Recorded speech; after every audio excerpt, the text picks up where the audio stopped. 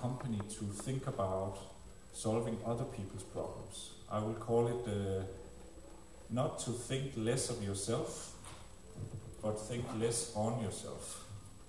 So it doesn't mean to be so humble you have no confidence. I think everybody needs some confidence. Belief. We need to believe in Lego Brick. We need to believe in the building system. We need to protect the quality we stand for. But we need to be very humble and not think so much about how can we make money, how can we create jobs, but that we do something that's really meaningful for other people. And that means something that's exciting for the kids, something that our retailers can sell and make money from, because no retailer can afford to sell Lego boxes if they don't make money from it, and something that you continue to find exciting and engaging. So these days there's a lot of talk about executives. That's people like me, and I'll spend the rest of the afternoon with them, very boring crowd. And there's a lot of talk about bonus and salaries and how much money these people make. So I just want to share how we do that in Lego. Actually, less than 40% of the so-called bonus that I would get as the leader of the company comes from the financial result. More than half of it comes from how well the retailers are doing, how satisfied the children and other consumers of Lego are. We ask in many cases, you probably experienced it if you've been visiting our stores or our website or called us by phone. We will ask you, so would you recommend Lego to other people? And we know to recommend something that's very hard. It has to be something extraordinary. So if you don't like what you're receiving or what's going on, tell us. And by the way, you reduce my salary when you do it. If you say something negative, so really use that opportunity to vote. Also, people who work inside the company can say, I'm not happy with Jørgen, and it influences directly how I'm evaluated, and so does it for the retailers. And I mean that quite seriously, because when everybody in Lego knows that that is the case, they know I'm serious about how you feel about Lego. That it's not just something we say today, but it's actually something that happens every day. And you know, my job is to design strategies. The most important thing you can do when you develop a strategy is to do something you cannot change again. That's highly believable. It's called a commitment. That's irreversible. So now that I've told you that I'm measured on these things, how could I come back to this room one day and say, oh yeah, that's right, a couple of years ago, yes, we measured how satisfied you were with Lego, but you know, we don't want to measure that anymore. It's not so important to us. It's impossible to change this decision. And that's why it convinces every single member in our company in that we are serious about the quality of every single building experience. Everything has to fit together. Everything has to have clutch power so it doesn't fall apart however much we play with it. And if that's not the case, we haven't solved the problem we're trying to solve, because that's the uniqueness of this. So that's what we want to do. We're nearly 80 years old now. So often I get the question from people that are saying, you must soon forget about the brick and plastic, you know, move into a new age, digital products and so on. So I just want to address that also. When we think about the next 80 years of the Lego Group, just a few words, what will that look like? We will continue to be family owned. I'm not part of the family, but I feel like a member of a big Lego family, and I don't intend to retire from that. So I'm planning to, what will I do when I retire? You know, in Denmark, you will not be allowed to retire before you're 75 when I grow to that age. So you will be stuck with me for many years. And so, of course, it's important to think about what we like to achieve. And I think there are just a couple of trends that are important when we talk about the future of play or the business we are in and this company. And there's basically, we can boil it down to just two things that we need to adapt to, and they're very serious challenges, but also opportunities. One is what we call digitalization. So that's basically, of course, that you know, we had many industrial revolutions in society, steam engines and trains and telephones and such things, but the biggest change in our society today is digitalization, and you see it, of course, everywhere. When you go to work, the tools you use at work, how you communicate at work, how you collaborate at work, how you can interact with friends on Facebook, how you can form communities like this one using the internet, how, you know, people are trading using the internet.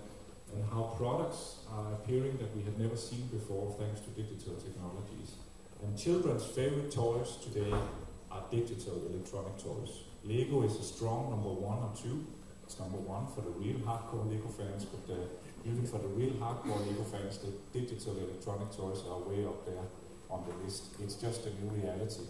And you know, my children who are between 3 and 9, they don't know the day and age when the internet didn't exist. They think it's been here always. Like when we plug into the wall and we say, well, there's of course electronic power, electric current, we can turn on a hairdryer or whatever. But for children who are living today, internet and wireless broadband, it's always been there. And it's only natural that you can take up a device in your pocket and you can download things and you can share videos and you can play games. It's natural.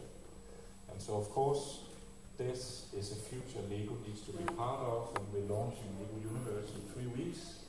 But we also have many other products, and we will continue to do a lot of things in this space.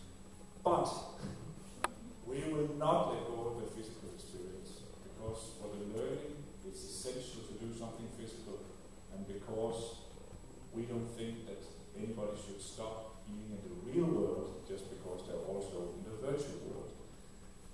There's so many examples of this. Reading books, even though they're movies. Even if you play FIFA soccer on PlayStation, which is, by the way, a very creative and fun game, if you haven't tried it. Very hard to win. But it doesn't stop children from loving playing soccer on a green field. So it's a both and that's why sometimes when we talk about this issue, we call it Lego 2.2. It's not version 3.0. Version 3.0 would mean there would be no physical products anymore, just virtual products, but that's not happening ever. It's both physical Lego bricks, but also being present in the virtual space. Then the other major trend that I think will influence the future of our business and the world, maybe the most important trend in all society the next 50 years is a very simple, very predictable trend. One word, it's demographics. Maybe you remember the word from school. It means how populations develop. And the biggest change in society in the next 50 years is there will be 20% less Europeans in the world compared to today. But there will be 3 billion more people on the planet than there is today when our kids grow up. And that's pretty fast in the human race, because it took us 100,000 years to become 1 billion people. It took us another 1,000 years to become 2 billion people. And then we spent a little more than 100 years more to be 6 billion. And now we'll spend just 50 years to be 9 billion. And that's going to change the face of the planet forever. We talk about environment, chemicals, use of raw materials, oil, energy, CO2. You know, this summer so much ice melted on Greenland that it was equal to, I think, 150 years of fresh water use in Denmark. And that melted in one summer in Greenland. If that carries on, the oceans will rise by 1 meter before the end of this century. So there's some significant things going on in society here. And the other thing is, of course, when I travel to China, which I do quite a bit, every time it's a new city I've never heard of, and there are more than 50 cities that are bigger than Copenhagen today in China. And there is about 260 cities with more than 500,000 people living in them. And all these people are moving from the country to become urbanized, living in apartments, getting cars, getting mobile phones, getting one child. And that one child has 6 parents, 2 grandparents, 2 grandparents, 2 parents. That's why they call him the little emperor, because they have so many people. And of course they are like neighbors. And so this is exciting and a big challenge for us, because we're very much European business, but it's also an opportunity for us. So you can see with these 2 things, globalization and digital, we will have to adopt and start being produced of renewable energy here, look at our raw materials and so on, and make bricks that are more efficient. So there are some big challenges and opportunities for us in the future. So lots of stuff going on, but this is how we think about Lego right now.